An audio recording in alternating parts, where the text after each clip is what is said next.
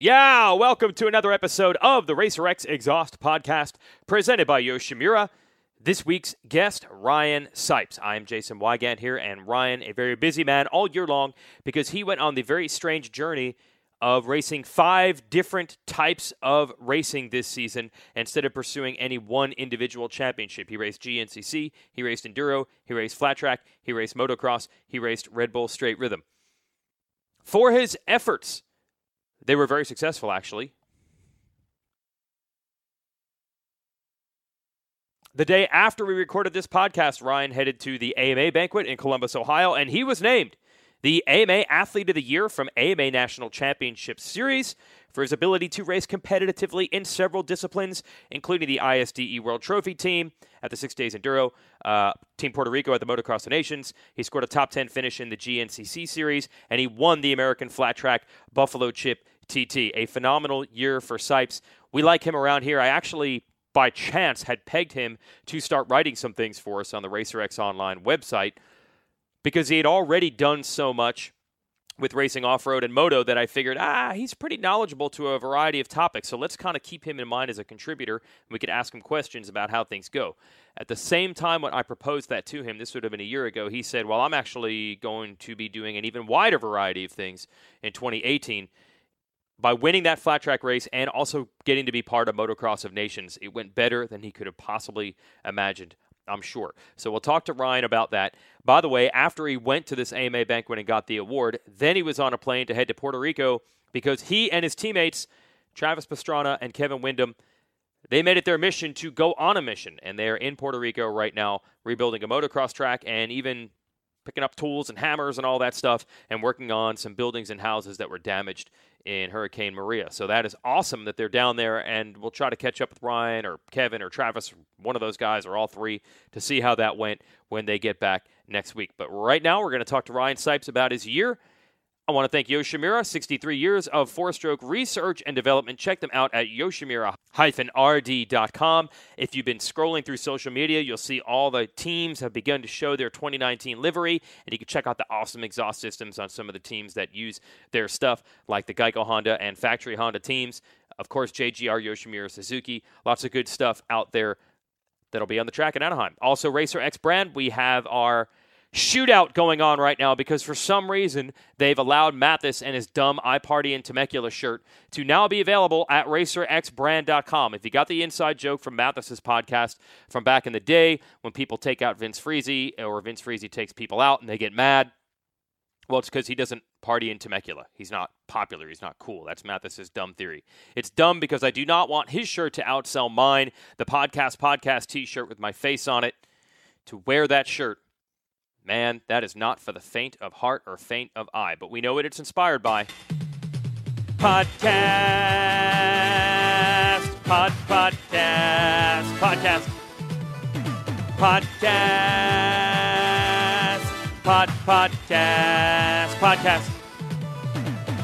Podcast. Podcast. Podcast. Podcast. Podcast. Podcast. Podcast. Podcast. Podcast. Podcast.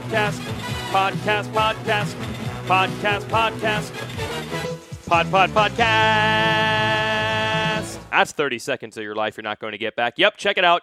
RacerXbrand.com. You can use the coupon code EXHAUST in all capital letters. Get 20% off your order. Do not use the one that's Pulp MX. Do not order Mathis's shirt. We're counting. And right now he's sold more I Party in Temecula shirts than I have sold podcast shirts with my face on it. That's unfortunate. So let's start with some good news here. Ryan Sipes, hey, not only getting awards and accolades, but also his buddy gave him a free hot tub, and that's where our conversation starts. Actually, my friend just gave me a hot tub. It's a badass hot tub. I didn't really want a hot tub, but he gave it to me. He gave it to me. So I'm like, well, I can't say no. That is hilarious. So I'm trying to figure out, like, how to... I've never owned a hot tub. I don't know how to do that stuff, but... You're working. You have it now? You have the hot tub? Yeah, I moved it this morning. Oh, my gosh. Hey, that's your reward. A year well done. You got a hot tub. Get a hot tub. Is it used? Yeah, it's like 5 years old. But it's still, like, when he bought it, it was the biggest, baddest model they have. It's 8 people, like 7 water pumps in it, all this crap. And it's still the best one they make. Oh, okay. So I'm like, dude, I can't turn this down. No, for free. Yeah, even if I try it for a couple years and I don't like it, then I'm out nothing. You know, basically. Are you going to make this as redneck as you can? You're just going to put it like out in a field somewhere? Well, I want to put it under my deck, but it won't fit. Yeah. It'll fit, but it won't go between the posts to get in there. So it's on the. I just poured this huge back concrete patio thing, so now it's on that. Oh. Yeah, it's not too bad. It'd be nice to have a roof over it, but I'm not too worried about it.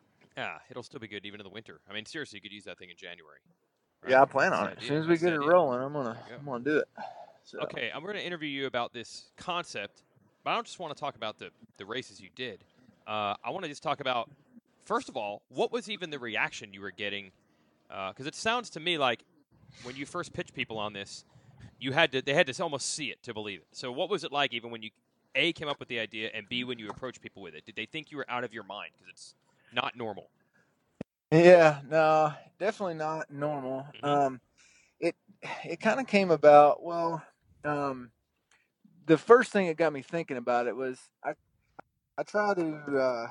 I mean, I understand that the way I'm valuable to sponsors is by the exposure that I get their product. So I try to do a good job on social media and all that stuff, but also keep up with, like, you know, how many times I get in the magazine, how many times I'm on Racer X or whichever. And I was like looking at it, and I won a GNCC last year, and that was awesome. It was great, my first one. Yep. And it got a lot of press. Like, it was good, but I got almost the same amount by winning the 125 Dream Race at Colorado. Yeah. And I'm going, timeout. 125 race was so much easier, you know, and fun and cool. And I did it on a whim. I decided, like, on a Wednesday that I was going to do it, or a Monday or whatever, and I raced it that weekend. But the end result was, in terms of value to sponsors, was the same. So I'm going, why put myself through, you know, all the torture of a full season of GNCC where they're really hard to win. When, you know, in theory, I could do other stuff that would get me the same result, you know, and would be more fun and be different. I can do a lot of different things. So I thought, well, I'll just try it and see what happens. And definitely the first reaction I got was like, wait, so you're not going to do a full series? Like, no, I'm not going to. So you can't win a title? No. But trust me, I think this thing's going to be cool. And there were a few, and all of them really stuck behind me. Some of them were like, well, if you think it's a good idea, okay. You know, they were kind of a little bit not all in. Some of them thought it was a good idea. And then, you know, with this year, I didn't win everything, but I did pretty well in everything. And I think that it's now they can see it. Now that they've you know, been there through the whole thing and saw all the different stuff and all the press that I got from it. I think now they understand that, you know, my theory kind of worked out, I guess, is what I'm saying. Were you worried? Look, you couldn't have known for sure how well these results would go, spreading yourself this thin. Were you worried that you wouldn't be able to pull off your end of the deal? The results look awesome now, but did you know that was going to go that well? Well, no. I mean, obviously, I couldn't have known, especially the flat track thing. I mean, that was such a huge part of the year and a huge part of the crossover effect. I've never done this before, and I'm going to go try it, and it worked. It was good. But yeah, I mean, and I knew I was putting myself out on a limb a little bit, but at the same time, I've done this for so long that kind of got me excited and, like, drove me even harder. If I would have been like, and nothing against GNCC, but if I would have just signed up for another full season of GNCC, I don't think I'd have been as motivated to make it work. Since this was kind of my idea and it was really up to me whether it worked or not, that really, like, gave me that motivation, that drive to work hard and get it done. Yes. What kind of program do you have here? It's your program completely, right? Yeah. Well, I mean, all the sponsors that it's kind of one-man team, I guess you want to call it. I put together all the sponsors. I'm in charge of where we go, how it's all done. I have some guys that help me out, but everything's either, a family member that goes, yeah, I'll go with you, or, a part-time guy that wants to do it. So definitely, it was stressful this year. Trying to so many different kinds of bikes and practice so many different things. When you only race moto, you only practice moto. But I didn't really have that leisure. I had to do, basically 5 different kinds of practice and fit them in kind of where I could around having 3 kids and that whole deal. So. Yes, I do remember part of the reason when you stepped away from full-time motocross and supercross was to get out of California and be a little more of a family man. Have you bitten off a bit much now? Because it sure seems like you're traveling, maybe not to California, but you've got to be doing a lot of work and a lot of travel time this way too.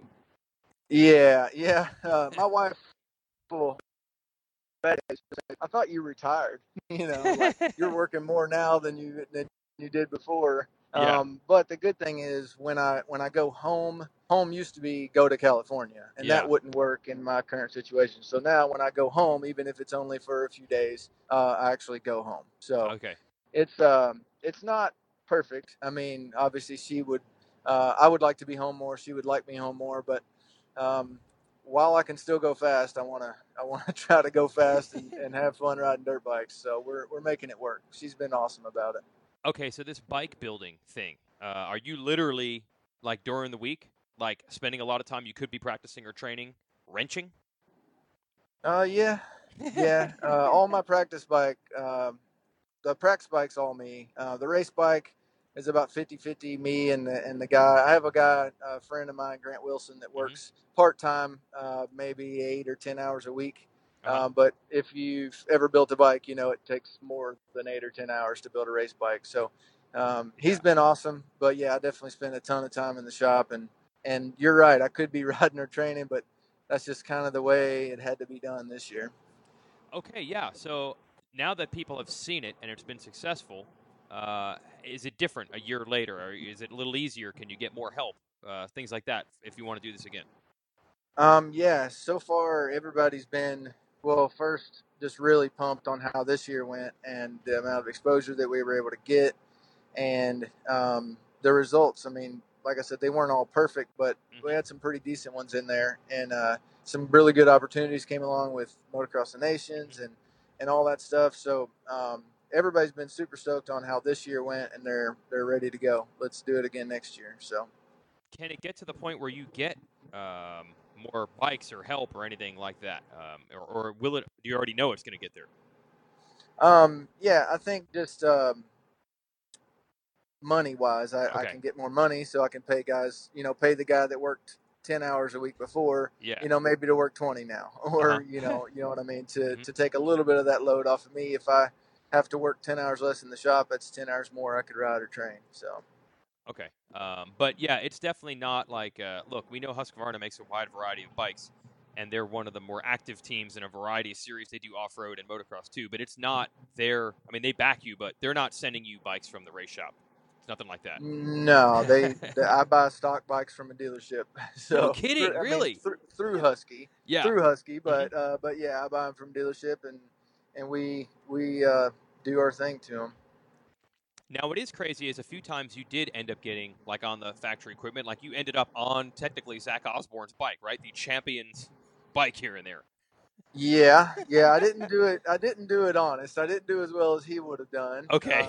And definitely had, I wish I could have done a little bit better in the moto stuff I did this year. But what is tough about this schedule is when I was only doing GNCC and like 1 or 2 motos, it was motocross races. It was easier to be good at both. When I'm doing 5 different things, it's almost like I got taken down 10% at each one because you can't really focus on it. So, best ideal, best case scenario, I won every race I got in this year, which that'd be really hard to do. But what I'm saying is, if I were to drop the other 4 and focus on one, I'd probably be better at it. But that's just kind of, there's only 24 hours in the day for everybody. So I only have enough time to do what I can. I feel like you ended up with bad circumstances though in the moto races you did do. Weren't you like sick at one, and then Ironman was a complete mud race, so you didn't even qualify. Yeah. So you didn't really have a shot at it. I don't feel. Yeah, no, Bud's Creek, I got really sick, and that was a tough one because I like Bud's Creek. And then Yeah. Ironman, yeah, that mud, man. I mean, I thought I was a pretty decent mud rider, and my time wasn't terrible. It was just how how it worked out with the B practice being first, and they were so much faster. And I wish I had that one back. I would have done something different in practice because it wasn't fun not making the motos. I've never done that before, but yeah, it was kind of a circumstance. But everybody had to do it, so. That's one regret that I have. I wish I'd been able to get into the motos because I think I could have done well in them. But you got to get in them to be able to do well. So, I mean, really, is there anything you could have done? A bunch of factory guys were barely making it in, and then a couple like you didn't get in. I mean, is there anything you could have done? Really? see, I had a great plan, but the problem is everybody else had the same plan: is get out front in practice, so you have clear goggles. Yeah. And I almost got out front. I was like third. But I got blasted with mud, and I got rain in between my tear offs and everything else, and or water in between there, and I couldn't see. And then I pulled in and got goggles, and I came back out, and the track was just so bad; it was getting worse like every lap. And so the best laid plan, but it just didn't really work out. I don't know what I would have done different if I could have punted the other guy in the first turn and really got out front, maybe. But it just I'll be ready next time.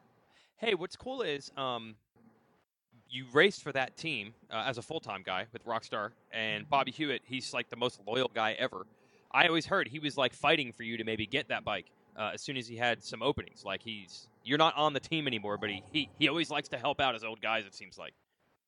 Yeah, Bobby's awesome. And when everybody started getting hurt for the team this year, it was like, man, they're just losing guys left and right. And I was actually initially supposed to ride the 450. Okay. And then when Zach got hurt, it was like we talked, and he's like, yeah, let's just put you on a 250 since you're gonna Zach's out, we need a guy. So I rode a 250, and it was good for me to get some extra practice on it because I rode the 250 at 6 days too. So he's always been awesome with the fill-in stuff, and I always know anytime I need any help, technical stuff on the bike and all that, I call Scuba, call somebody over at the Moto team. They've always been awesome to me. Not even just for when you're riding Osborne's bike in the Nationals. You mean in general? They'll help any way they can. In general, yeah, like wow. Chassis questions or motor questions or whatever. Yeah, they're always good to me. Well, unfortunately, you brought up ISDE. That's what put you on the map to me as an off-road guy. You're the first American to ever win it, and now the standards are so high. I don't think you struggled at it since you've gone back, but you haven't won it. So when you come back from it, are you like, I can't believe I didn't win again?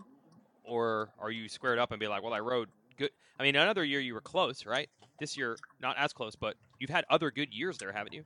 Yeah, I mean, last year I was 5th, so not too bad. But no, I'm not. I go there expecting to win, but I'm not bummed if I don't because it's really hard to do. Yeah. That's all of the very best guys in the world that you're against. So it's not easy to do. It's why not a lot of guys win them back to back or even more than once. But this year was tough for me. Day one was good. I won a test. I was like 4th, but not far off the lead. And then I had a big crash on day 2 and tore a muscle in my chest. I didn't know it at the time. I just tried to get through it, but I just couldn't. I was weak and I couldn't do really what I wanted to do. And came back and found out I tore a muscle in my chest. So that was a tough week for me. Especially I did feel good and I felt like I should be one of the top guys or in the running to win, and to not be able to do that was kind of a bummer, but that's the nature of 6 days. I mean, it's a tough race.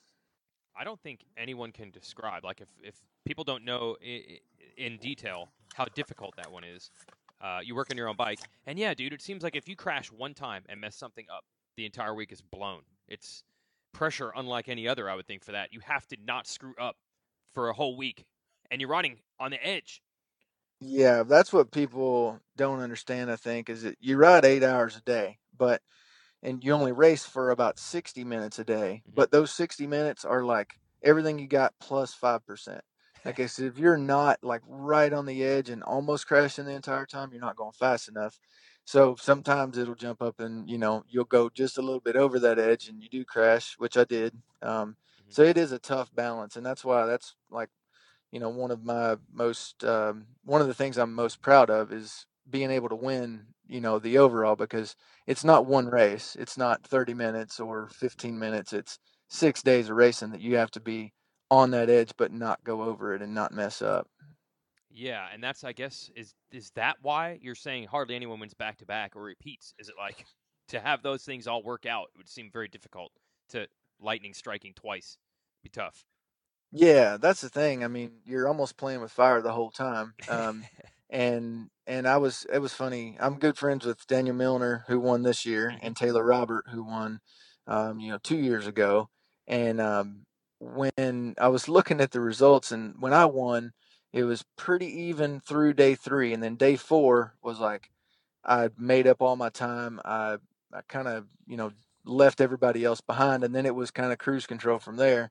And when Taylor won, it was the same, and when Daniel won, it was the same. It's every year. Like last year, Loic Leroux, he won from France. He won the individual, Mm-hmm. and he was untouchable. Like we couldn't believe how fast he was going. It would You'd get down with the test, and you thought you killed it, and he'd beat you by 20 seconds. And when I won, it was the same. And when Taylor won and when Daniel won this year, it's like every year there's just a guy, and Huh. like it's just his year. So yeah, it's definitely not. We all go there expecting to win because we have to think that way. But at the same time, you understand when you don't, because it's really tough to do. Now, most of the races you were doing, you were just showing up as like the outsider. So whatever results you got, you always had that like little caveat there of like, well, I'm not focused on this. Is 6 days any different? Like, are there any of these events where you really circle more as, all right, I really need to do good in this one. This isn't just a fun thing or an experiment. Do you put more pressure on yourself on any of them? Maybe ISDE or some others? Yeah, ISD is it's not a outsider looking in. I've Yeah. done it before and I've done well, and I Mm-hmm. I should do well. So Mm-hmm. I definitely, not that I put more pressure, but I just focused more on it. I wanted to be awesome because I've won it. It'd be great to win it again individual, but I wasn't on the winning team that won it. Yeah. I Yeah. want to do that. Mm-hmm. That's like my goal is. That's why when they call me and ask me if I route a 250F, I say, yeah, no problem. Maybe it, doesn't give me quite as good a chance to win individual, but I want to be on the winning team. And I think we could have this year. We were leading after day one. Yep. But then, my thing and some other guys had some trouble, so wasn't our year, but we can win it again. I'm confident in that. Okay, so as tough as that one is, that one's definitely still on your list. You're going to keep on doing that one. Yeah, as long as they'll Yeah. have me, I want to Oh, keep doing. That's like one cool. of my favorite things to do. That format is super fun, and it's just an honor to me to be able to be picked, to race for Team USA at that race. I mean, it's the best of the best. So if I'm considered one of the best of the best, I'm pumped, and I just like that race a lot. Okay, but going back like 3 or 4 years ago when you retired essentially from motocross, did you ever think you'd also end up riding for Team USA at the Motocross of Nations? Well, I didn't. I rode for Team No. Puerto Rico. Oh, good point. Good point. You were Yeah. picked. You were picked, but you're on Team Puerto Rico. You're right. Yeah, exactly. So a little Yeah. different, but um, it was still awesome. I mean, that was a dream come true for me, just to race the race. Hmm. The results probably, they definitely weren't what I wanted it to be, but I got to go race it, and I'm just happy with that fact. You know what though? When people were getting super upset, I said to everybody, "Look, they have to qualify anyway. Like the race has a built-in moat to prevent people from screwing around. If you're not fast enough, you won't be in the event." And I didn't know if you guys were going to make it, but I got to give you credit. You and Wyndham, when you had to pull a start and have a good race, you guys did it. Like you did do some good racing when it mattered. It wasn't just a sideshow. Yeah, well, that was never our intent to make it a sideshow. Right. We didn't want to take anything away from anybody. Hmm. We just wanted to go do this thing and help Puerto Rico. But I mean, for me, it was a, like I said, a lifelong dream to go race that race. Hmm. And I know K wanted to go back. Like he was pumped, and he even said after it, he's like, probably one of the more special things that I've done. Just the Sure. love we felt from the crowd and stuff. And Travis will race anything at any time, so he was pumped as well. But yeah, I mean the B main was definitely our highlight of our weekend. But I don't know. I mean, I thought it was a success. From a maybe not we didn't get top five, but we never expected to. We raised a bunch of money for Puerto Rico. We got everybody, pretty pumped up. We made the A main. Yeah. I think it was a pretty good deal. Yeah, I guess that's what I'm trying to say. You earned your way in, so no one can say that you guys shouldn't have been there. I mean, all they had to do was beat you, and then you guys wouldn't have raced. But you managed Yeah, to and get it done. Yeah. yeah, and a lot of people were saying, I mean, no, they won't even make the A main, and it's like I wanted to make the A main. I wanted to be in those motos. I didn't want to be out after Sunday morning, so we made it. Yeah. After the qualifying races, when you weren't in, were you actually disappointed with that? Like, were you thinking, no, no, no, the goal is to not have to go through that B final in the morning? Were you thinking you guys would be good enough to just get in the regular way? I thought we would. Yeah. I crashed in my race, Okay. and I was kicking myself for that because I was in seventh, Mm-hmm. and like even if I would have just stayed there, which I think I could have got two more spots, if I would have stayed in seventh, we'd have been in. Yeah. And I crashed, got 14th. I see. Travis, I think, crashed out of his.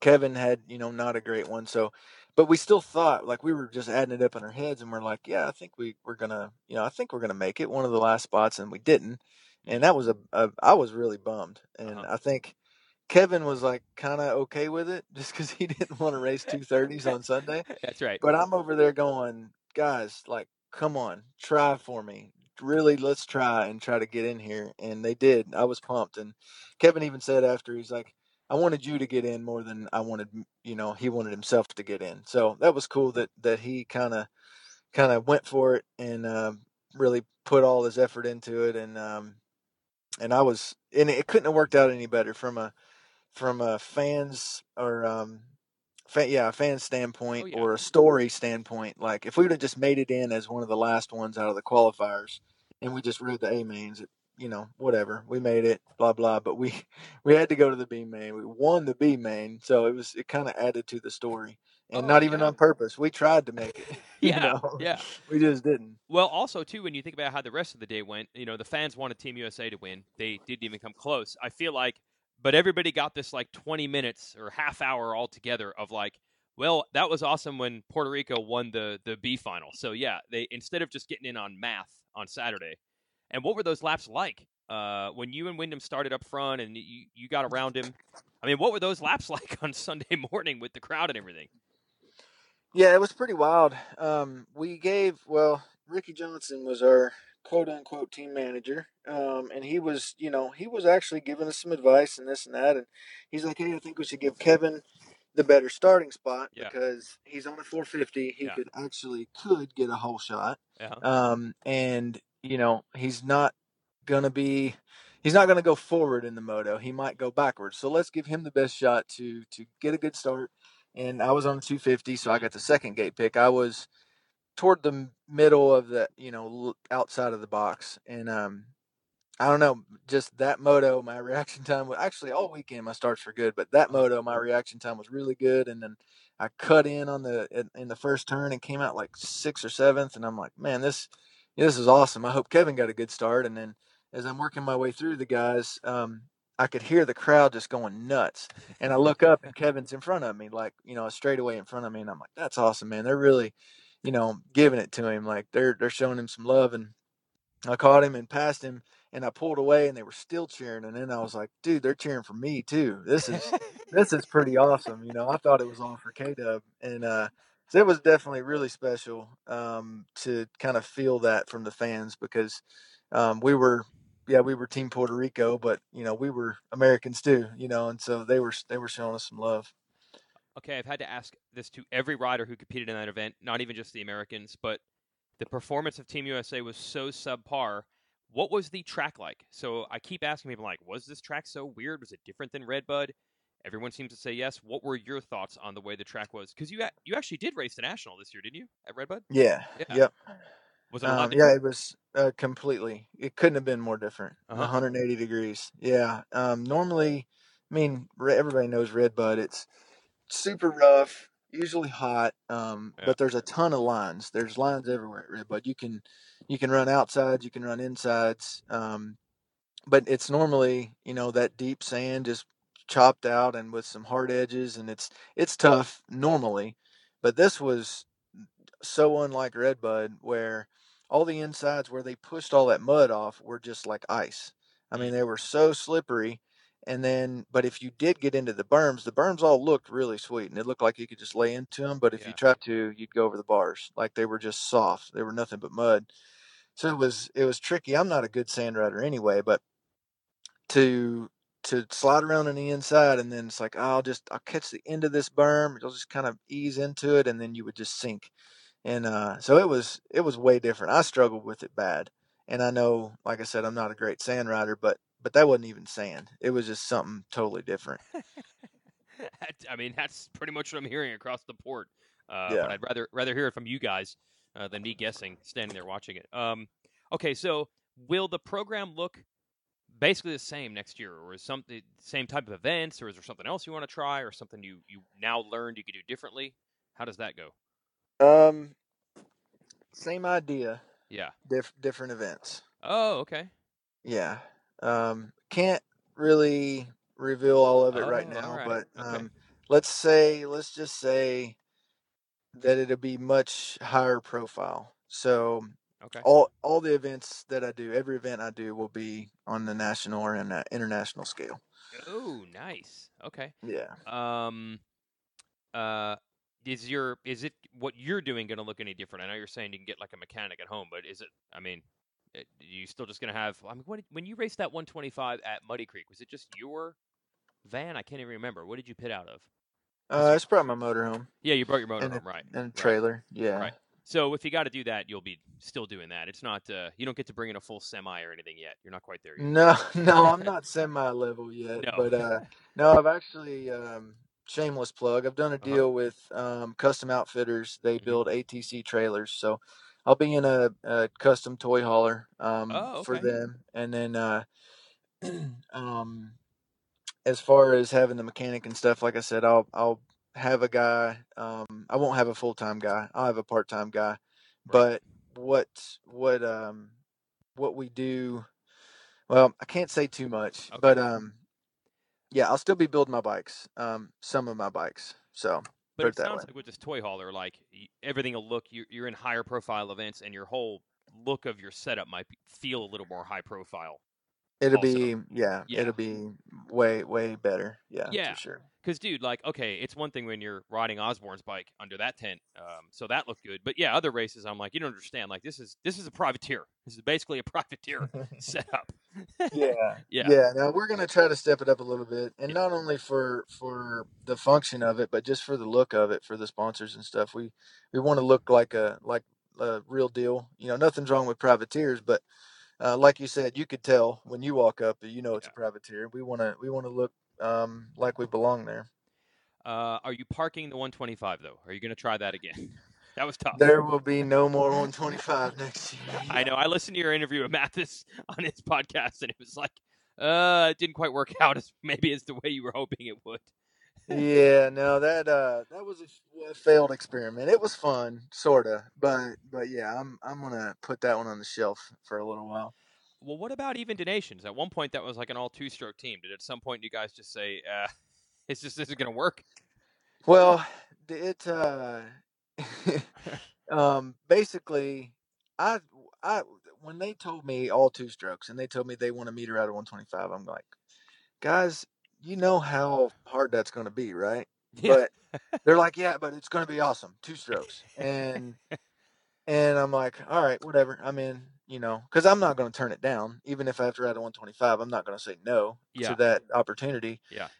But then, we're going through it, we're planning, and finally Travis calls me up and he's like, hey, um, can you get a 250F? And I Okay. go, yeah, I mean, probably I can check. Hmm. And he's like, yeah, we're gonna get smoked on two strokes. I'm like, yeah, I kind of thought that, but yeah, let's let's actually try to do well, instead of just show up. Like you were saying, we didn't want to be a sideshow. We wanted to actually try to do well instead of just going out there to ride. Oh, but it wasn't. You didn't have to beg. You weren't begging. He actually called you and let you Yeah, off the hook. I was in on the program. Whatever they wanted to do, Yeah. I was in just to have the opportunity to race. And then yeah, when he when he gave me the green light for 250F, I jumped on it. And again, Bobby Hewitt came through for me and gave me a good engine for that. Oh wow. Oh, Yeah, jeez, man. it was my bike, but Yeah. I dropped one of their engines in it. So Hey, another thing you said when you did your podcast at Mathis there, of all the things, the hardest thing to jump into and still be competitive is GNCC. I think that might surprise some people. Like, that's the one. I mean, straight rhythm is gnarly. That's like getting back on a supercross track. But GNCC is tough. yeah, there's just so many things that you have to be good at or that Hmm. have to line up to do well at the GNCC, Yeah. and it's just hard. It's the same as, I mean, straight rhythm. Yeah, it's like a supercross, but it's not. It's a 45-second or 30-second thing, you Yeah. know. And you're in a straight line. You don't have to turn. You don't have to be in shape. None of that stuff. Suspension is, if it's good, great. If it's okay, you can get by. Oh, A GNCC, you have to have all that stuff lined up. You have to know where the lines at or the lines are at, or be good at picking them out. So that was what I kind of struggled with was the fitness thing is always the 3 hours is no joke. yeah. No matter how fast you go, it's Yeah. hard to do.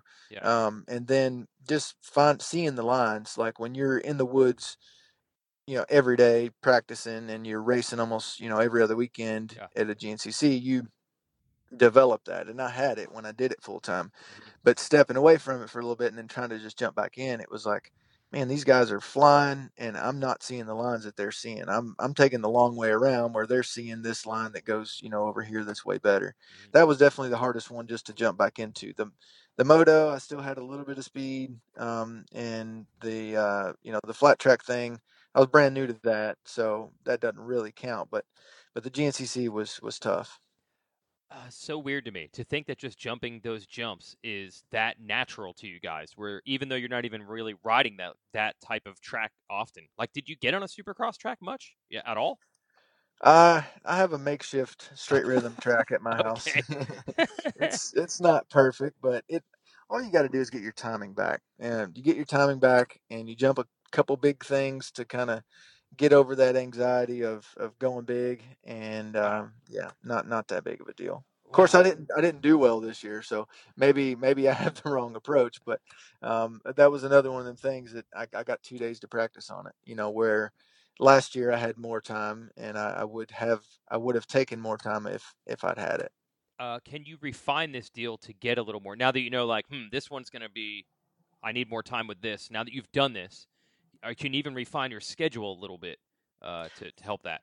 Yeah, for sure. Okay. So this year I did like 24, 25 races, and it's quite a bit when you're building on your own bikes and doing Yeah. all that stuff. Yeah. And just the amount of time, there was not much. So next year I'll only do like 14 races, which is going to help a lot. I'm Oh, okay. hoping, Yeah. and that's what I'm talking about. You're talking about refining it. I've Yeah. learned that Hmm. it's hard to do that many and be good at all of them. So I want to cut it back a little bit so I can focus more on the races, and hopefully do better at each individual one, rather than doing too many and not having enough time to practice. Oh, so when you say higher profile, yeah, you'll keep the main ones, and then were you just racing some because, hey, I'm supposed to race everything? Like, was that kind of the thought? Like, I better just keep racing because that's what I said I'm going to do before. Yeah. Yeah, well, I had a hard time saying no this year. So if Oh, okay. somebody was like, "Hey, there's this race this weekend. You want to try that?" And I'm like, "Huh, yep, I'll Yeah. be there." Mhm. Mhm. Where I think if I, had to do it over again, which Yeah. I am next year, I'm Yep. gonna cut it back a little bit and try to say no a few more times and not just show up. But yeah, the I won't. Yeah, I'll keep the bigger one. So I'll still do a GNCC. I'll still do some moto. Yeah. I'm gonna do some other stuff though with it, so Yeah. that are also um, big and high profile, and it's going to be tough. Like when I'm able to talk about it and come out with it, it's I'm sure you're going to probably call me and be like, "Dude, really? You think you can do this?" But Okay. this is one of them things. Like I have to challenge myself, or I kind of just I'm not excited about it. So I'm gonna go for it and go out on a limb, and if it works, we'll be talking like this again next year. If Yeah, it that's right. don't, you'll be like, oh, all right, see you, Sipes. Well, look, this is you made a huge risk. You jumped out of motocross. You jumped into off road. You had to build your own program there. Now you're doing something unique. By the way, are you actually like making money at this, or was this whole year just like to prove it could work so you could make money, or did you actually profit even slightly doing something so crazy? Um, no, this year was I'm not sitting on a huge bank account, but I did okay. Okay. Yeah. We paid all our bills. Yeah. We didn't have to I didn't have to take out a loan to Right. go racing, so Right. I guess I broke even. Okay. But it was it paid off, like it was kind of a year to prove that I could do it, to prove that it was a good idea, because next year I'll do a little better, Yeah. and hopefully it just keeps growing from there. Is there any company out of these particular ones you work with that really sticks out as like, yeah, they either at the beginning were all in or afterwards they're like, man, they think this is the coolest thing? Like, is anyone saying like, man, this is actually even cooler than we thought? Anyone super on board like that?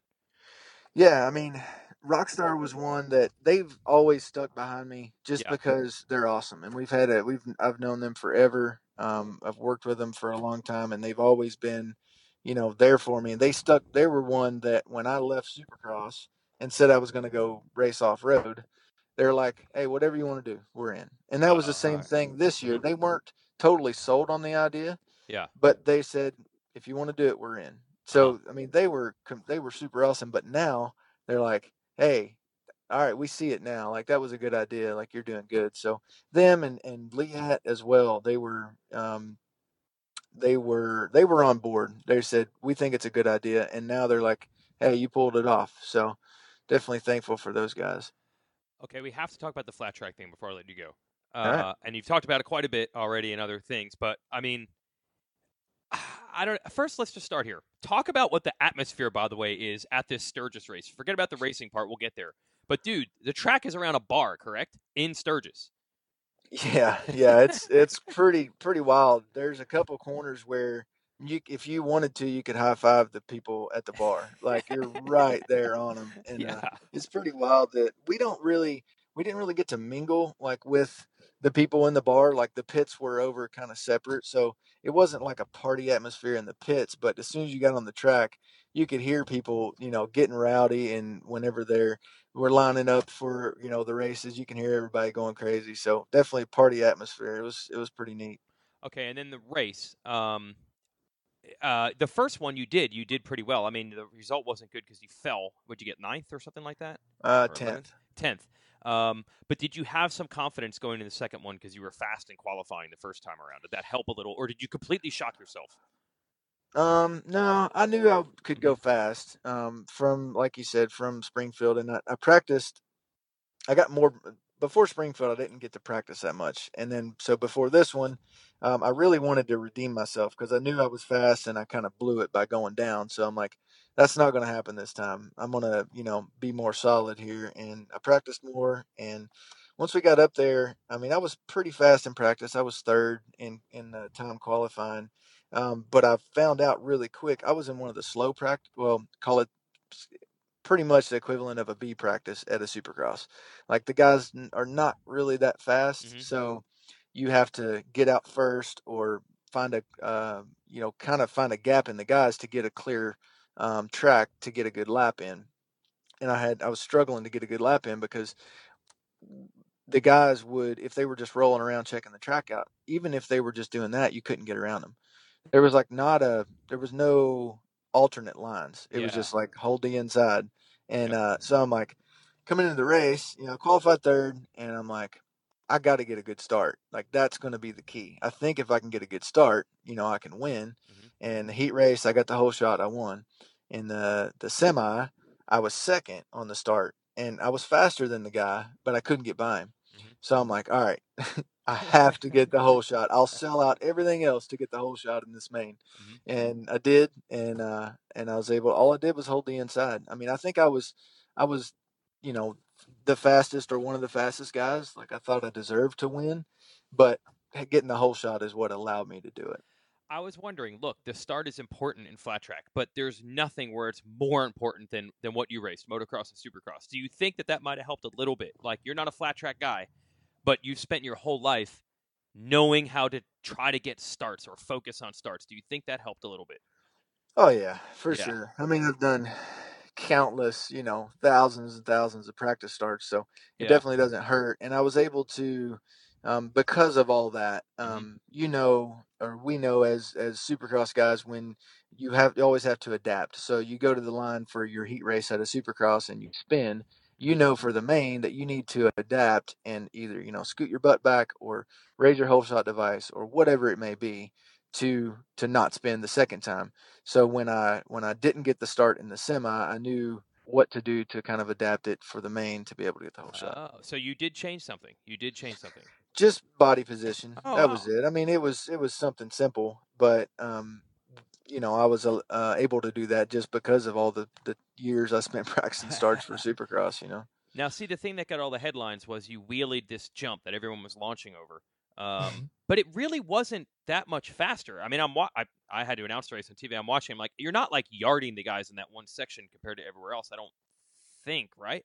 It was just No, smoother.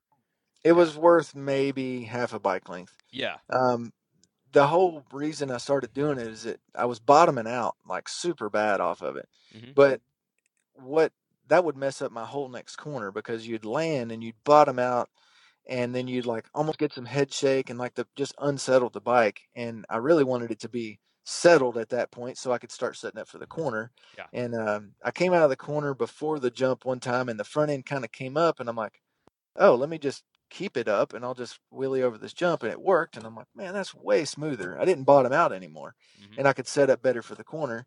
And it wasn't hard to do. It was, it was really easy. And everybody was kind of freaking out about it. And the difference is I practice on jumps all the time and they don't. Yeah. They turn left all the time Yep. and, ride on a flat surface. But yeah, it was cool. It was cool that it got all the attention, but it definitely wasn't anything, that would change the world. So.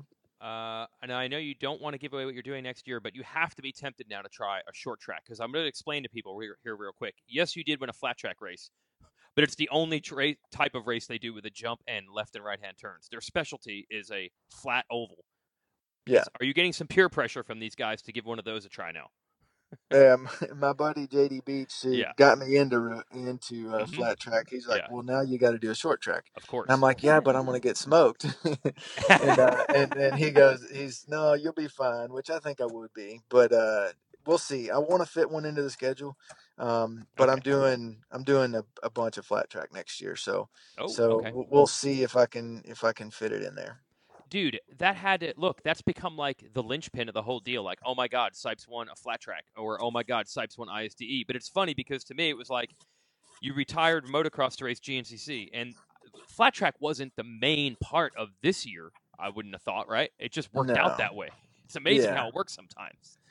Yeah, exactly. Yeah. I mean, that was a big part of this seeming like, this idea seeming like it was a success. It was a good idea because, I won the flat track. That got a lot of attention and Yeah. stuff. And I'm just, thankful for that the people at motorcycle races are cool. Like if JD Beach wasn't cool when Mm-hmm. I approached him at one of his road races 2 years ago and said, how's it going? I'm Ryan. And then he invited me to ride. Like, I think it's just cool that the dirt bike and, road race and all the people are just so cool that opportunities like this come up. Now he's in that Kentucky hangout group. So you didn't know him until 2 years ago? It's not like everybody's in Kentucky and they all know each other, including there's tons of guys around there. The Haydens, of course, too. But you didn't know him until 2 years ago.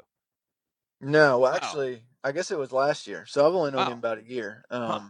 Yeah, I never met him before. I knew Josh Hayes from when I was on the Star Yamaha team, like 2012. He was Yeah. factory Yamaha Mm-hmm. for AMA Road Race, Yep. and we were at a Yamaha function Yeah. together, and we started, chatting, and so when I saw him at the race, I just went up and was like, hey, how's it been? And he goes, yeah, let me introduce you to JD, Mm-hmm. and then it kind of went from there. But they got a cool crew, man.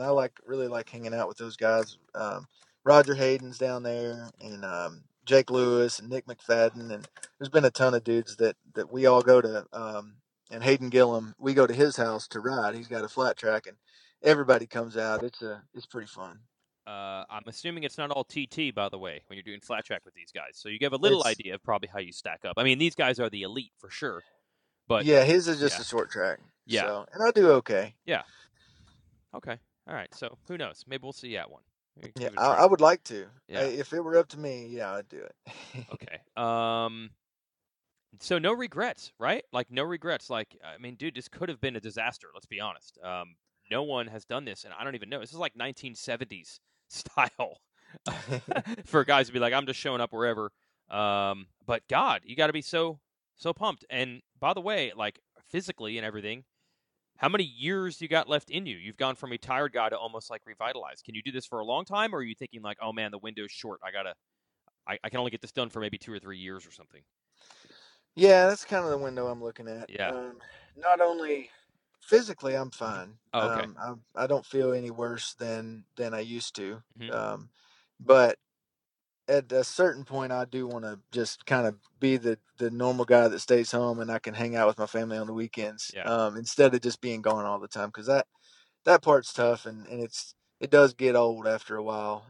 Been doing it for a long time, so 2 or 3 years, I think. And I want to put everything into it. Some big changes, big things are about to happen for next year, Okay. and I want to put everything I got into it. And we've already talked about it as a family. They're going to commit to it too. Where, we're putting everything into it, and we're going to do the best we can, and then that'll be it.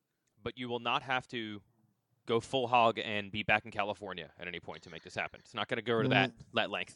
No, sir. I won't live anywhere else. I'll visit other places. I just won't live there. All right. It's going to be Kentucky based, no matter how big this thing grows. Yeah, exactly. Okay. Are you an underrated mechanic? It sounds like, by the way. You must be pretty good at it. I can hold my own. All right. Yeah, I can do about anything I need to. Was that always the case, or is that something you've had to develop in these post moto years, or were you pretty handy even back then?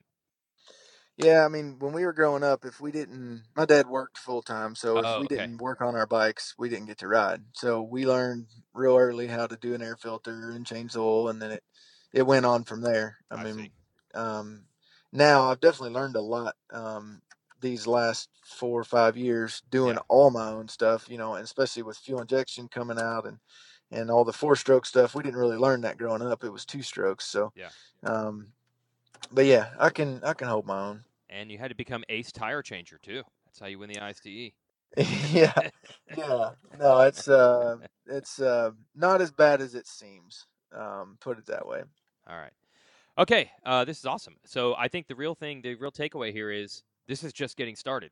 We'll soon see that it's going to be bigger and better. That's really cool. Yeah. Yeah, I'm excited that it went well so I can keep it going because I think it's a cool concept and it's fun to do. So I want to keep refining it and making it better where, it can be even more successful, hopefully. Dude, how many fans have come up to you at these different events just like patting you on the back for being versatile like this? It's got to be crazy. Yeah, there's a lot that everybody that I talk to, especially, old friends from the moto community or from the GNCC community that I don't see all the time now. As soon as I see them, their first word out of their mouth is, "How you been? You've been all over the place this year." Yeah, you're right. I have been. But it's cool that people recognize that it is hard. What I'm doing is hard and it's different and it's unique. So I think that's pretty cool that people do kind of realize that. Well, look, like, no offense here, but like you were one of, say, when you're at your peak in motocross, you're one of 10 really good guys or 20 really good guys, and it's all in the mix, especially when you're in a 250 class. Like every week, a different guy could win. You're all just in that mix. But now you've got, like, forever, you're going to be known as this completely unique thing. Whereas a motocross racer, you're one of many good guys every year you lined up. You've totally stuck out now, like in history. So that's a totally different almost image for you compared to what you would have had if you just stuck with moto. Yeah, I mean, I'm grateful that I did, quote unquote, retire from Supercross because if I hadn't done that, I probably just would have, quit one day and that's all I would have done. So Yeah. it's opened up a ton of doors for me to be able to do a bunch of different stuff. And I want to keep adding to the list, like if I can. I started thinking about it the other day, and it's like I've won a Supercross, I've won a GNCC, I've won a National Enduro, I've won a flat track. I want to just keep adding to it. I've won ISDE, I want to just keep putting another one on there. Like, I think that's a cool list, and I'm proud of it to have won so many different things. It's one thing to be one of the guys or be fast at it all, but I've actually got to win in most of them. So I'm pretty pumped about that. And that's Ryan Sipes. My timing has been aces with Sipes the last couple of years. About 5 years ago, I rang him up to ask what plans he had for the upcoming season, and he was telling me how he was not stressed about getting a ride for Supercross. He was not worried about it at all. And I'm like, but I don't hear you linked to any teams. He's like, yeah, I'm just not worried about Supercross. And I'm like, why, man? He's like, it'll work out. And then finally, he's like, look, off the record, I'm actually moving to off-road. I raced the ISDE this year. It was pretty good. I didn't get the 450 factory ride in Supercross I was hoping to get. I've been banging my head up against the wall trying to get that. It's not going to happen. I'm moving back to Kentucky full-time, and I'm going to put together an effort in GNCC. And I'm like, oh. And he's like, but I can't announce it yet. I'm like, When he won the ISDE in 2015, that was awesome for him. In 2016, Sipes was injured, and he got hurt like 3 days before the race. Like, he was literally going to race at GNCC, get on a plane, and fly to Europe. And instead, he got hurt. He was bummed to not be a part of the team. And he said, look, I got the team spirit thing going. I want to do something. Could I send you daily updates from the race telling you how the team does? And I'm like, well, I'd love to have your perspective. And he wrote really well. And there were great stories. It was great analysis. So I started to think, I'm like, man, Sipes, now he's been an off-road guy and a motocross guy. We could use him on the RacerX Online site as a contributor, kind of the same way we have ex-professionals like Ping and Jason Thomas on board, because he's raced a lot of different things. So I kicked that around, and then when I went to ask him, I was like, hey, I got an idea. You want to do a little writing for us on the site? You've raced a lot of different things. And he's like, well, I can't quite tell you about it all yet, but I'm about to race a lot more. And then off the record, he had to tell me that he was hatching the plan that he used for 2018, which was to be a very versatile rider and race an even wider variety of things than probably anyone has ever done in one season. And what a leap of faith it was for him. That flat track win, which was really a throw-in. I don't think he was building his season around racing a TT event. But winning that was the absolute proof of concept that this is the type of guy that is a threat to win or do well in any type of event he shows up in. And like I said, he's going to do even bigger things in 2019, but I believe he cannot talk about that until 2019. So once again, we're in the Sipes holding pattern to see what events he's going to be racing next year. But awesome story, and couldn't happen to a nicer guy. I think people really respect it. And as I said to him in this call, Ryan Sipes has now gone from a good rider who everyone will remember for being fast, but really just in the mix. I mean, when you talk about 250 contenders, every year there's, 12 or 15 or 20 guys that could potentially win a race. He was one of those guys for a long time. So when you're in a group of 12 to 15 or 20 contenders over a 10-year span, that's maybe 100 different people that you would be ranked alongside of in the all-time greats. But by going this route, he's carved out something that no one has ever done, to have won a flat track, an ISDE, a GNCC, and a Supercross. Now Ryan Sipes is an all-time legend, and he's got that AMA Athlete of the Year award to go with it. And right now he's hammering nails down in Puerto Rico. Hope you enjoyed this episode of the show. All brought to you by Yoshimura, 63 years of four-stroke research and development. They've got brand new stuff for those new 2019 KTM 250, 350, and 450s. They've got a lot of great stuff for the new Honda 450 that was announced for 2019, and you get to see a lot of cool stuff come Anaheim, or just scroll through social media and you'll see the Yoshimura teams running their products. And also RacerX brand, 20% off if you type in the discount code EXHAUST. And please buy the podcast shirt, because it's wintertime and you can put another warmer shirt over it so people won't see it. That's what I do. Although when I had it out last week, I unfortunately got warm and I had to unbutton my shirt and I realized I was wearing my face on myself. No one recognized it. That's it for our show. We will see you next week. We're going to have Justin Hill and Alex Martin on board. See you then.